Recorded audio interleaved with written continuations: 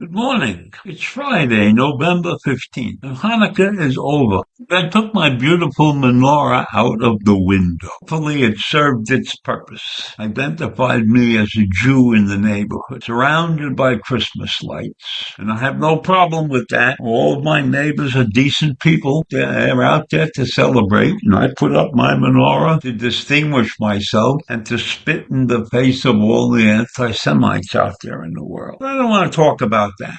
I've spoken about that too many times. What I want to talk about now is an interesting article that I read most of, and it's called, "What is the Path to Peace in Gaza?" This article was written, and actually it was more than an article. It was 10 articles written by more than 10 different authors about how to solve the peace problem, how to get Gaza to be an independent state in most cases, what methodologies they should be using, and there were a wide variety of methodologies. And all of them stated that Gaza had to be run by a government much different than Hamas.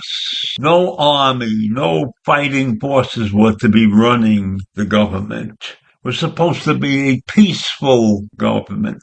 And there were certain stipulations and how to get them done stated in these articles. One of the major considerations in all of the articles was the settler problem that Israel has, where settlers come in and chase landowners off their property. That happens in the West Bank quite often.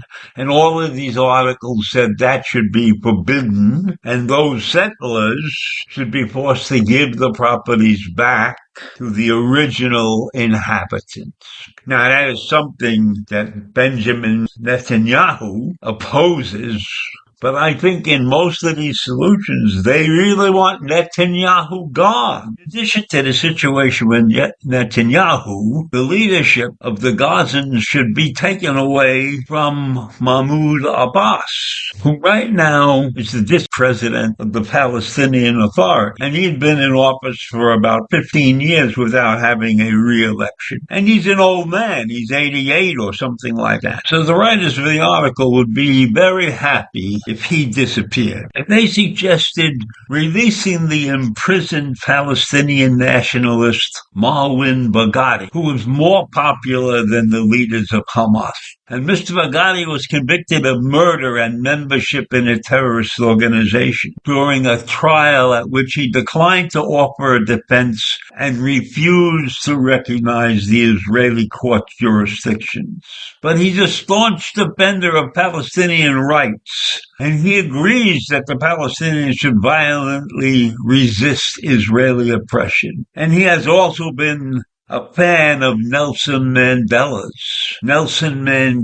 willingness to defy hatred and choose a peaceful solution. And we all remember Nelson Mandela from South Africa, right? Who was in prison for 27 years and got out to make South Africa a much better place for people to live. And in several articles, in order to give the Palestinians hope, they suggest that Israel should begin dismantling the West Bank settlements, whose inhabitants routinely terrorize their Palestinian neighborhoods. And remember, they have forced many Palestinians from their own villages by using settler violence.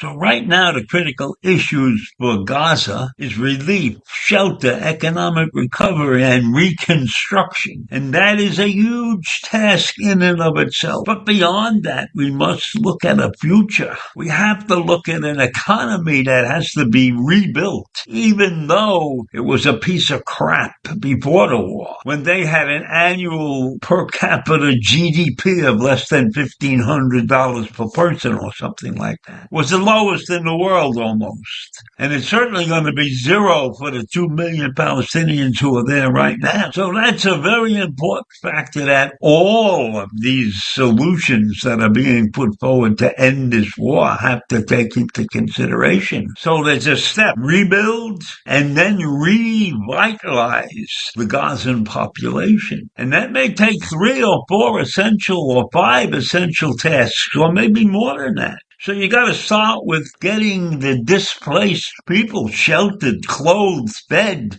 given medical care and protection. And that's going to cost the world a ton of money. Right now, I think there's like $1 billion for this month's activities. So I don't know what the cost to the rest of the world will be going forward. And I don't know that the rest of the world really wants to contribute to the revitalization of Gaza. So that recognition that financial needs calls for Israel's allies and Arab states to, after the military campaign is finished, to pay the price for the revitalization of Gaza. And it was one article that plainly said that the United States has a very important role to play in this game. And they said Biden is the man. Biden is the one that has to take care of these things.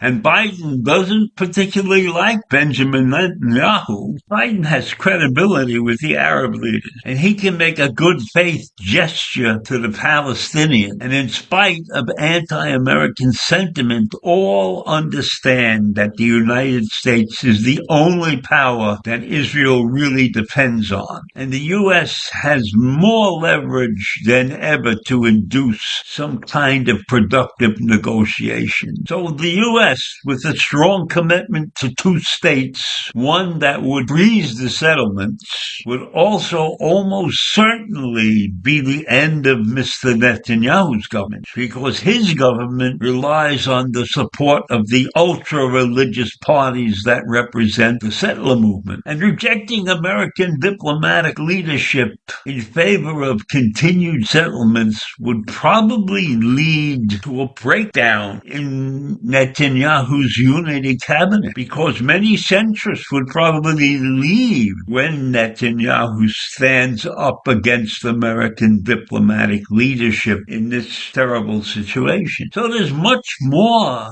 to ending this war, this Israeli war, than most of us realize. And the final solution after the war is completed is a morass never before probably seen, getting a country back on its 2 feet. A group of people who are settlers or whatever they are, who really have no way to run a government, have no experience in running anything that remotely resembles a democratic institution. So this area of the world may be in a mess for a long, long time. But I guess we could live with it as a mess if it's a peaceful mess. So I leave you with that this morning. A solution that may never be determined to anybody's satisfaction. Have a great day. Bye.